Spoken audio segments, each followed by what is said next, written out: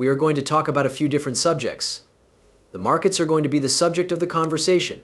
The market is expected to have a shocking outcome according to the experts. In October, we are going to consider a number of advertisements for XRP. After a tape pertaining to gold is broadcast in South Korea, we will proceed to discuss the coverage of cryptocurrencies that CNBC provides. And now, without further ado, let's get right down to business.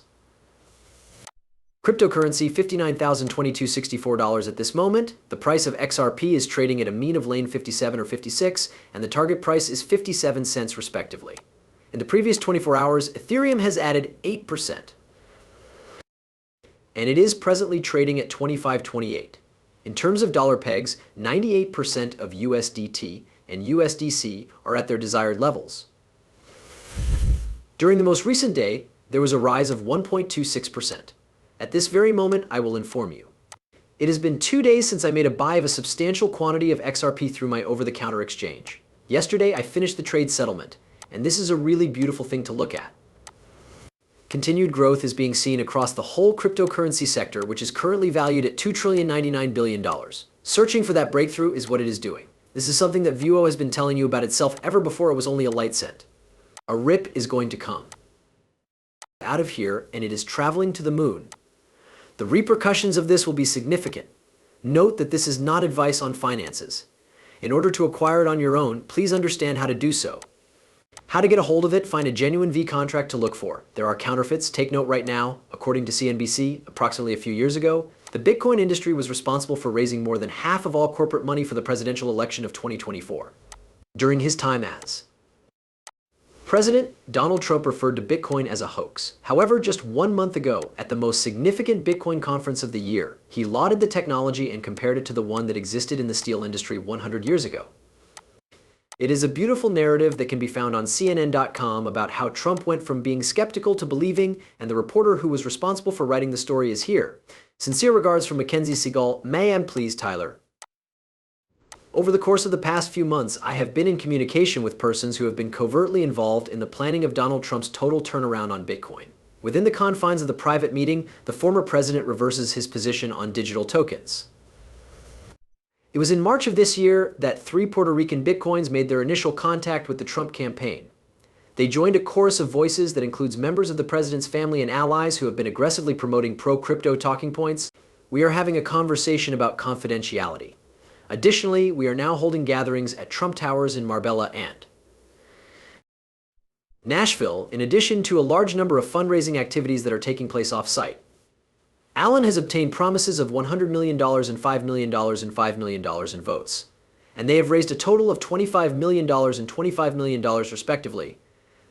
A new fundraising total is expected to be provided to me in the near future, according to the information that I have received. Trump is paying notice, as evidenced by the fact that he is increasingly adopting rhetoric that is favorable to Bitcoin while he is campaigning.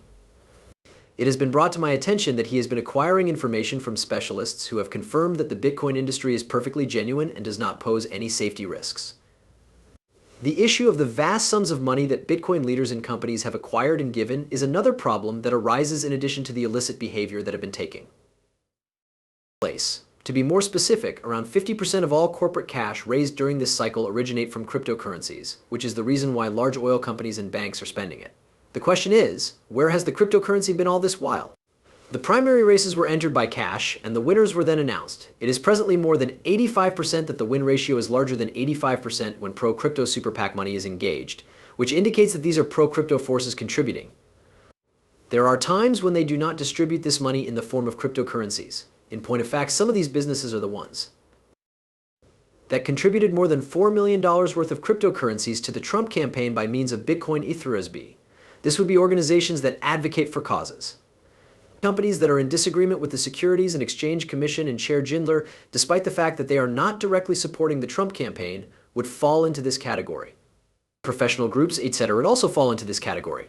Ripple and Coinbase are 2 of the most prominent backers of super PACs that advocate for cryptocurrency. Fair Shake, on the other hand, stands out as one of the most prominent supporters. She not only declares her affection for cryptocurrencies, but she also actively works for its enforcement, and she uses half of the cash that were raised for her campaign. In crypto, we had a quick conversation on this. At this point in the morning, it is really early. But this is something that I truly want to discuss. In the event that this is a legitimate announcement, a great number of people will be impacted. Let's take the pricing as an example. Why has it not changed? Is it true that the price went up? Why don't we get to the point where, as you are surely aware, we have reached $1, $500 just yet? Kindly allow me some time to complete this task. It is almost time for the light to go out. It is sufficient to take note of the total market capitalization of Bitcoin here. According to this, there is no indication that new capital has entered the market. The case has two important repercussions, not only for Ripple but also for us in our capacity as holders of XRP.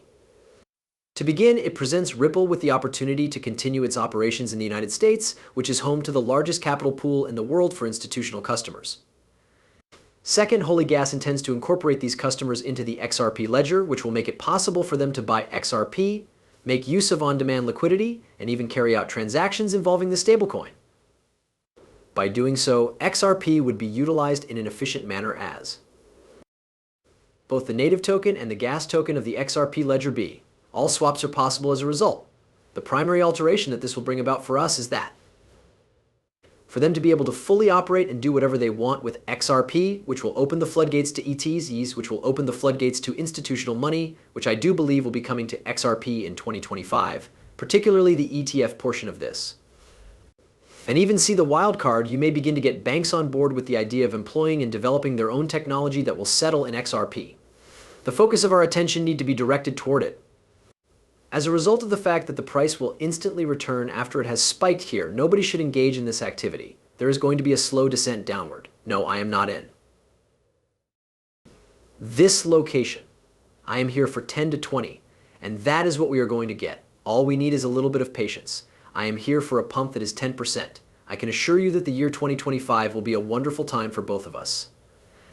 Have any of you read the article that was published by Cryptocurrency about the man who lost a huge sum of money on his Luna?